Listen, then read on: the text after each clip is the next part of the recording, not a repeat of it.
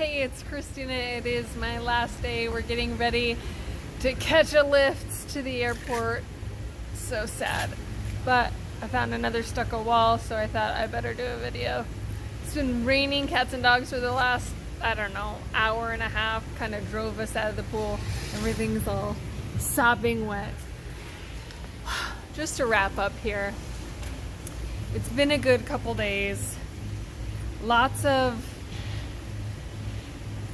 building belief. Lots of you got to get your head on straight. Lots of showing what's possible. And now the hard part comes. The freaking doing.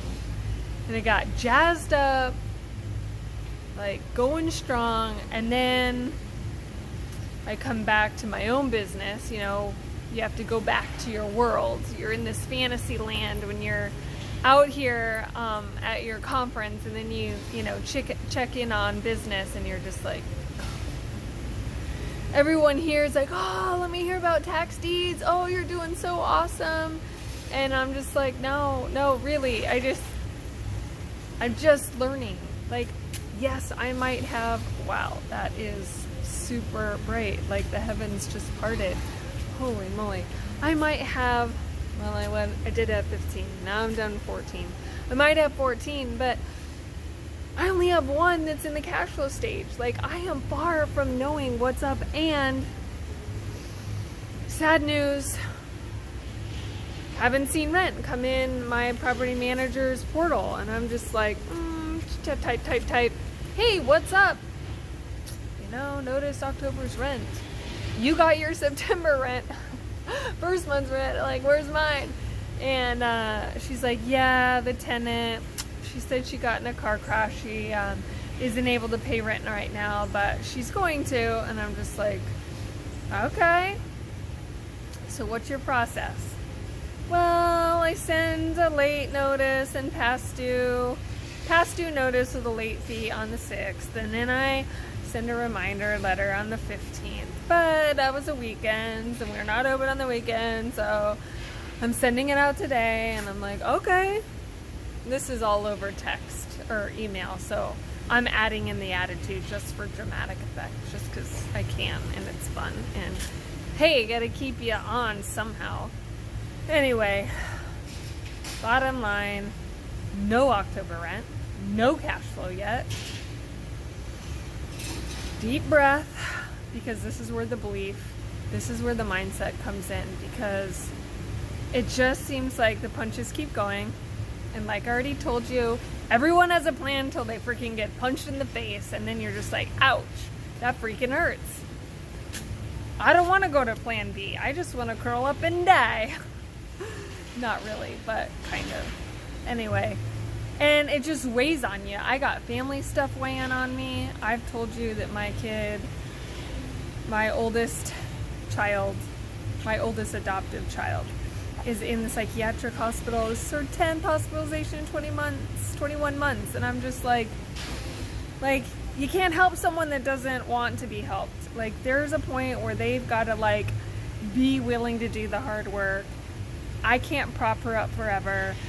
I can't do the work for her. She has to decide, and it sucks to let your kid go. Like, you just have to let them flounder and get hit upside the head with 2x4s until finally they hit rock bottom, and they're like, oh, okay, I should probably just choose the easy choice instead of choosing the hard choice every time. But you gotta let them do that. Well, I feel like I'm getting hit upside my head, and I'm presenting as, you know, transparently as possible, but it's like I was in tears today. It sucks blazing the trail. It sucks being the pioneer with the arrows in your back.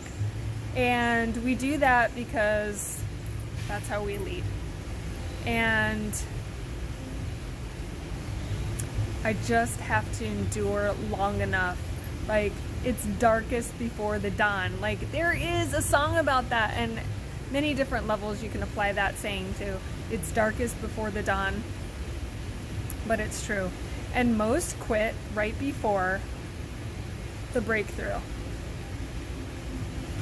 And we say, well, if we knew when the breakthrough was coming, we would endure. Well, it just doesn't work that way. I don't have a crystal ball.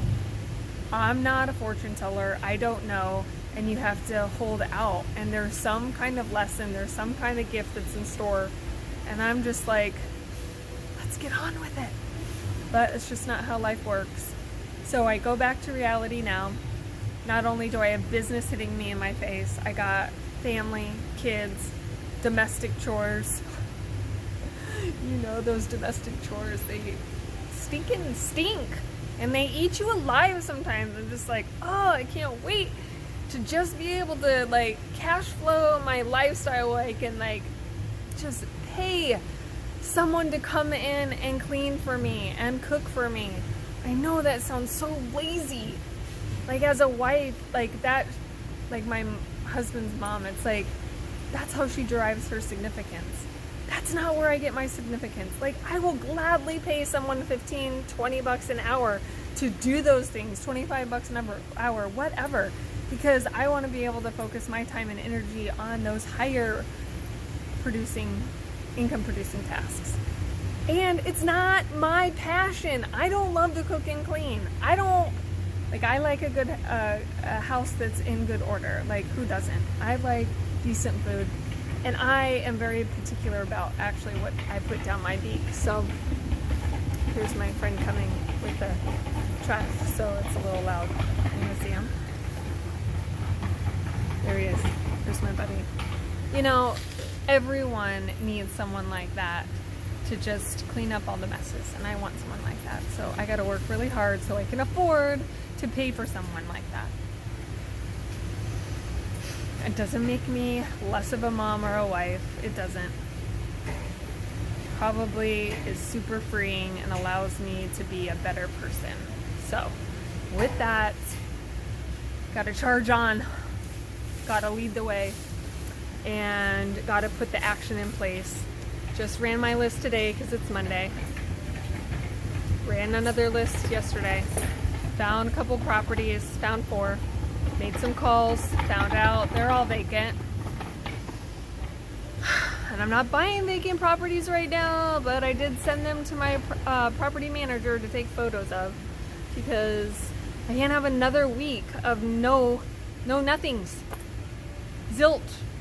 Nada. Nothing. I can't have another couple of weeks. Like, I got a deadline, but I don't want to buy just crap just to buy it. So I'm in this like weird zone, but I also know we are in a point right now where we need to be buying as many cash flow producing assets as possible. And it doesn't mean they have that cash flow right this second, because I have reserves to help float that, but they need to be able to be cash flow producing. And right now, like, what are our other options in the market? Crypto, under my mattress, in the cookie jar, like in the bank? Like, how am I even offsetting inflation at this point with those lower level options? I'm not. So I need to convert this worthless paper, and you know it's worthless, right?